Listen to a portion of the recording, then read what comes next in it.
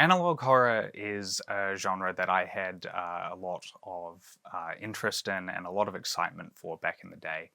And I'm talking about it here in the past tense because over time the genre became really oversaturated.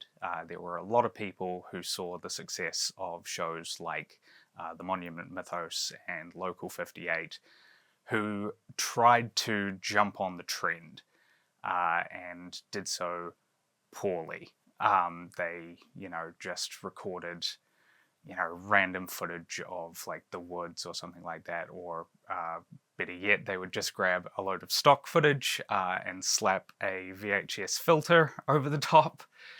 And so, while there was still a lot of really interesting and exciting work being done in the space, it was a genre that I sort of stopped caring about, really.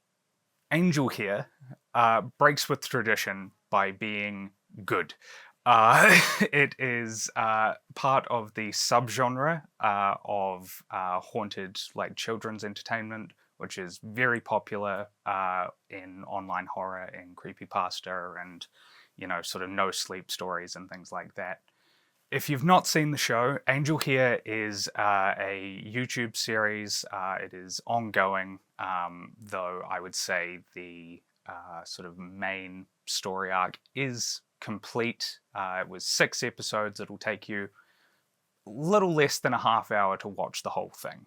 There's been a lot of discussion of it online, particularly prompted by Nick Nocturne's video, Nightmind's video, discussing the show, which came out, I think, at time of recording about a month ago. In that video, Nick is talking about the ways that this show is sort of dark and disturbing, and that's sort of the selling point. That's how he presents the show to you, is as a dark and disturbing piece of children's entertainment. Trust me when I say, you don't anticipate where this series is going to go, and you're not going to believe what it involves. This gets dark, going to a place I've never had a project go. What we saw in the final sequence of the episode contained true human horror.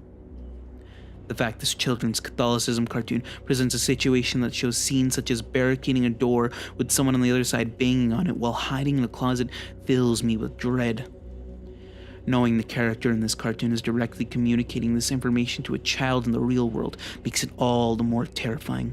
Cartoons can be dangerous. I think what really sets it in stone for me is the mystique, at least from if you're a person who watched just the regular tapes without going and doing deeper investigation into all the other videos that he has on the channel or they have on the channel, you would have a hard time piecing a concrete story, but you would also have that allure, that mystery. Oh my gosh. I want to push back on that narrative a bit. I want to say that actually this is not a dark and disturbing series. This is actually a very hopeful and very well-meaning series. Angel Hare tells the story of a young man named Jonah. Jonah was out thrifting one day. He was at a pawn shop and he came across a VHS tape of a series that he used to watch as a child called Angel Hare. And as he is rewatching the series, he starts to sort of notice some changes that have sort of occurred in the series, in the tape. He remembers, for instance, other characters that are not present in this particular copy. He remembers particular storylines that don't occur. And so he goes into his attic, he goes to his family home, goes into his attic and pulls out some copies of VHS recordings of the show from when he was a child. And he starts to compare the two shows. And what we are watching is basically his attempts to document the differences between his own recordings and this VHS copy that was sort of, mass-produced for audiences. What becomes very clear over the course of the first 2 episodes is that the main character, Angel Gabby, is talking directly to Jonah in his own VHS recordings. She is referencing him specifically, she is referencing the room that he is in, referencing books that he's reading and things like this. And this is all pretty conventional for this subgenre of children's haunted children's entertainment that I was talking about. You know the types of stories that I'm talking about. I found an episode of SpongeBob where Squidward kills himself, or here's an episode of Fairly Odd Parents where Cosmo kills Wanda in a fit of jealous rage. Usually these stories are about, games or TV episodes or something like that break the fourth wall and bring the audience in, bring the viewers' expectations of the series into this new plot. In online discussions of the show, you'll see a lot of people talking about Angel Hare as a story about abuse and about an abused boy. And that is, factually true, but their discussion of it sort of ends there. It doesn't... People talk about the abuse narrative and they don't talk about why the abuse narrative exists. They don't talk about why the creators are telling this story in the first place. They present it as yet another, this is like a dark, twisted kid's story, and they don't talk about it as a complete narrative arc created by people. Jonah is an abused child. He is being at the very least physically assaulted by his own father. It's unclear the degree to which this assault is occurring. It's not really dived into in much detail, but we know, for instance, that Jonah has scars as an adult, and they are from beatings from his father. Angel Gabby sees this, recognizes it, and is there to help Jonah work through it. She is there to offer him some amount of solace, some amount of guidance. She's a friend. She is a shoulder to cry on. She is an adult communicating with an abused boy through the television. And it's really quite heartwarming.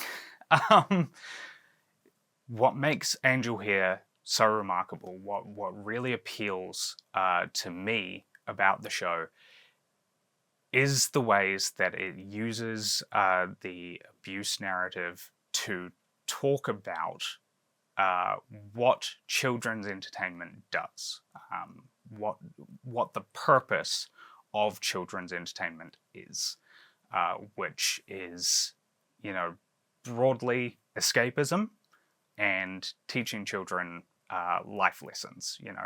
You watch an episode of something like Arthur, and Arthur will teach you that it's not okay to hit. It gives children sort of a basic introduction to these broader real-world conflicts.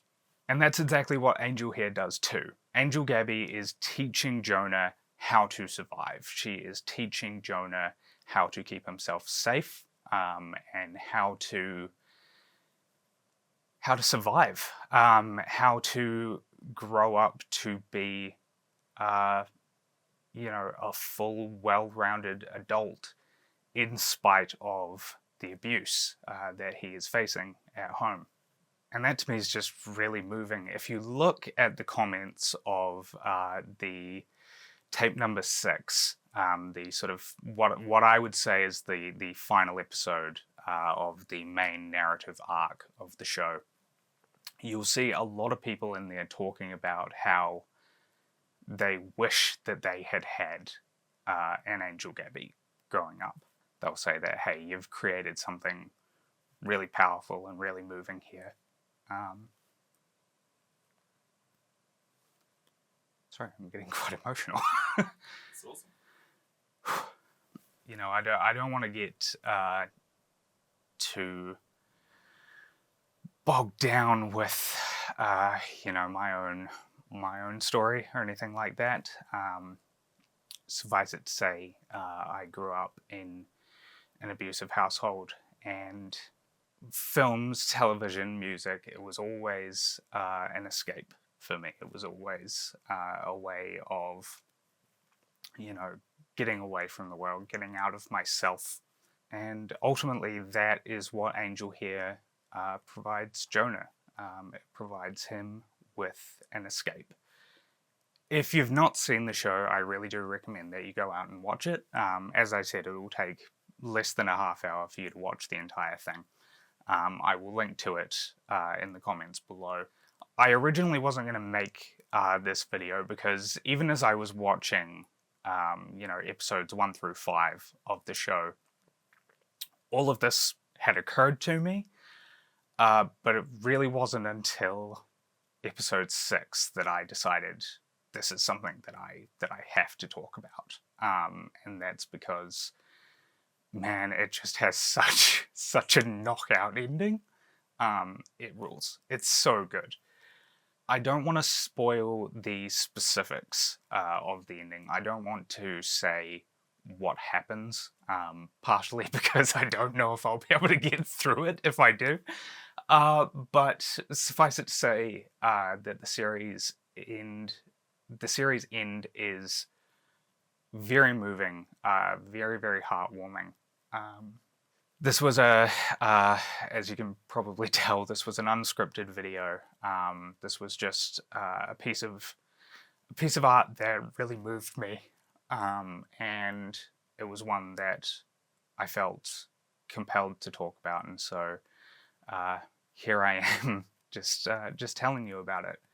Thank you so much for watching. If you enjoy this style of unscripted content from me, then consider listening to my podcast, the Most Maligned Horror Podcast.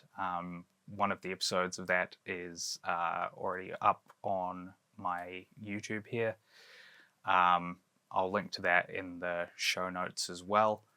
And yeah, go out and watch Angel here. Go out and subscribe to that channel and watch the first 6 episodes of the series at the very least, because they are, yeah, really just a very remarkable piece of art that breaks with analog horror traditions in a really unique and really compelling way.